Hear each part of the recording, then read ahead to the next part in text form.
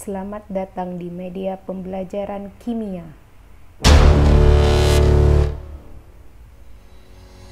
Assalamualaikum warahmatullahi wabarakatuh. Perkenalkan, saya Zala Zanesna Septianingsih, guru kimia di MAN 1 Model Lubuk Linggau. Topik kali ini membahas tentang perkembangan tabel periodik unsur yang terdapat dalam KD 3.4, menganalisis kemiripan sifat unsur dalam golongan dan keperiodikannya, yang tujuannya membahas perkembangan sistem periodik unsur dan mengamati tabel periodik unsur untuk menunjukkan bahwa unsur-unsur dapat disusun dalam satu tabel berdasarkan kesamaan sifat unsur. Pernahkah kalian datang ke perpustakaan? Nah, di dalam perpustakaan banyak sekali buku-buku yang berjejer di rak, berbagai macam jenis buku. Ada yang berbentuk fiksi seperti novel, cerpen, atau puisi, ataupun buku non-fiksi seperti buku pelajaran ataupun buku pengetahuan. Buku-buku tersebut disusun di rak berdasarkan kemiripan isi atau bentuk dan jenisnya. Begitupun dengan tabel periodik unsur. Tabel periodik unsur disusun berdasarkan kesamaan sifatnya. Perkembangan tabel periodik unsur terus berkembang seiring dengan perkembangan ilmu kimia.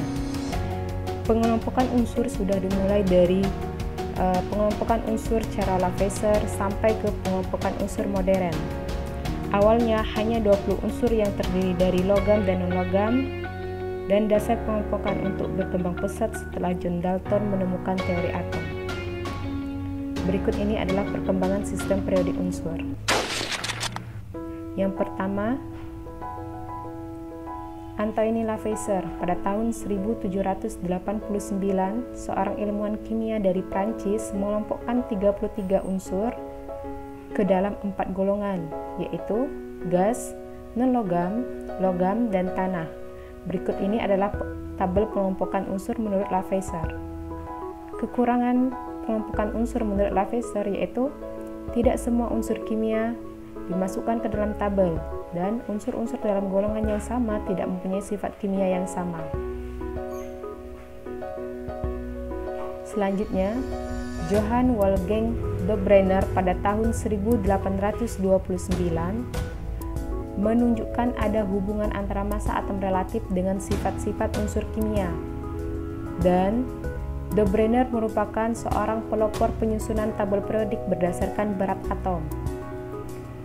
Dobreiner mengelompokkan unsur-unsur kimia berdasarkan kenaikan massa atom relatif yang dinamakan dengan triad Dobreiner.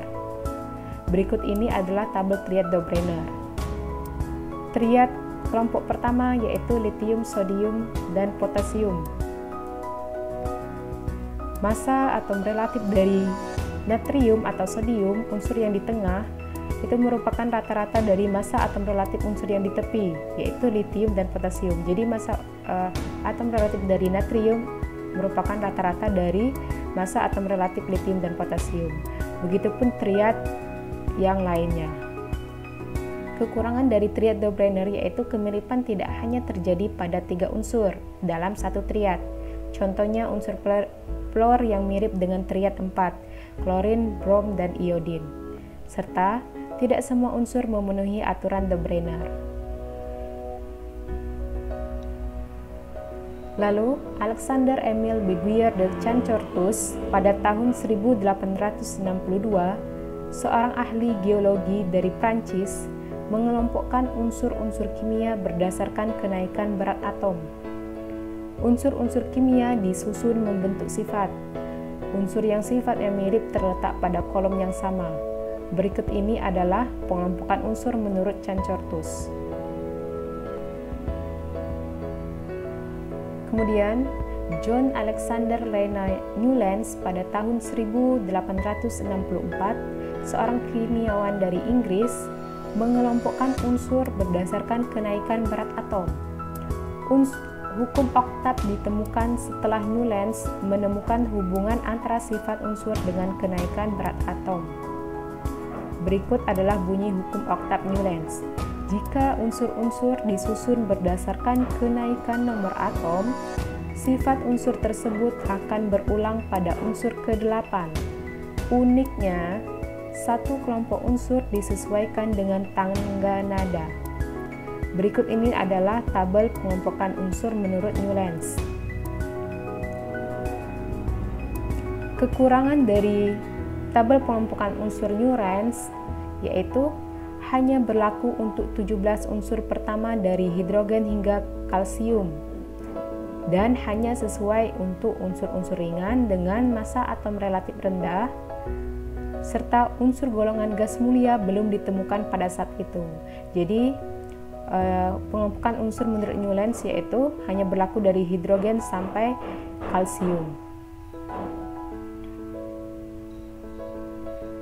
Berikutnya, Dmitri Ivanovich Mendeleev pada tahun 1869, seorang ilmuwan dari Rusia, mengelompokkan 63 unsur yang sudah dikenal pada saat itu dan menemukan sifat-sifat unsur fungsi periodik diketahui dari massa atom relatif. Berarti, unsur dengan sifat sama akan tersusun secara periodik. Tabel periodik Mendeleev disusun berdasarkan kenaikan massa atom relatif dan persamaan sifat. Berikut ini adalah tabel periodik Mendeleev. Kekurangan dari tabel periodik Mendeleev yaitu belum ditemukan metode pemisahan antara unsur logam dan non-logam.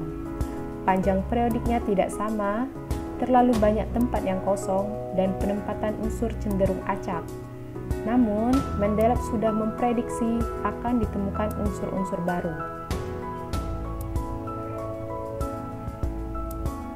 Kemudian, Julius Lothar Meyer pada tahun 1864 menyusun 28 unsur yang susunannya mirip dengan tabel periodik Mendeleev. Namun, beliau kurang dikenal karena baru mempublikasikan pada tahun 1870. Tabel periodik Meyer disusun berdasarkan valensi dalam bentuk tabel dan merupakan pengembangan grafik hubungan valensi dengan berat atom. Grafik tersebut menunjukkan pola periodik terhadap susunan unsur yang diurut berdasarkan berat atom. Berikut ini adalah tabel periodik Meyer. Tabel periodik Meyer terdiri dari 9 golongan dan 16 periode. Lalu, Henry Moseley menyusun unsur kimia dalam bentuk tabel periodik berdasarkan kenaikan nomor atom. Tabel periodik Moseley disusun berdasarkan hasil percobaannya spektrum sinar X terhadap kenaikan nomor atom. Hasilnya menunjukkan garis lurus yang membuktikan bahwa adanya hubungan kenaikan nomor atom dan sifat atom secara periodik. Berikut ini adalah tabel periodik Moseley. Tabel periodik Moseley menyempurnakan tabel periodik Mendeleev, yaitu penempatan unsur yang terkadang tidak sesuai dengan kenaikan berat atom. Selain itu, tabel periodik ini terdapat gas mulia yang sudah ditemukan oleh Sir William Ramsay. Tabel periodik Moseley berlaku dan diakui hingga pertengahan abad ke-20. Selanjutnya, Glenn Seaborg. Awalnya, Seaborg menemukan unsur transuranium tahun 1940 dengan nomor atom 94-102. Namun, terjadi masalah penempatan unsur-unsur tersebut dalam tabel periodik Mendeleev.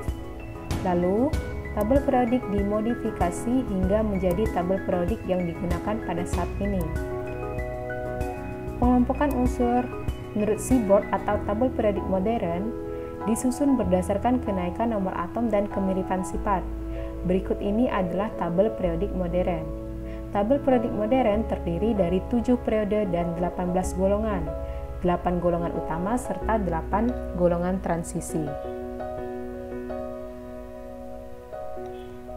Jadi, untuk bisa menjadi sistem periodik seperti yang kita lihat sekarang ini melalui banyak tahapan perkembangan pengelompokan unsur.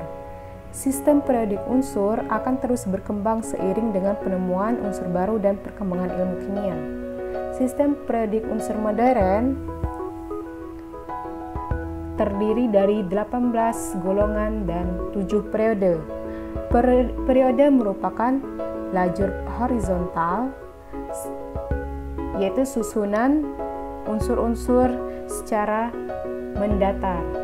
Sedangkan golongan adalah lajur vertikal, yaitu susunan unsur-unsur secara menurun.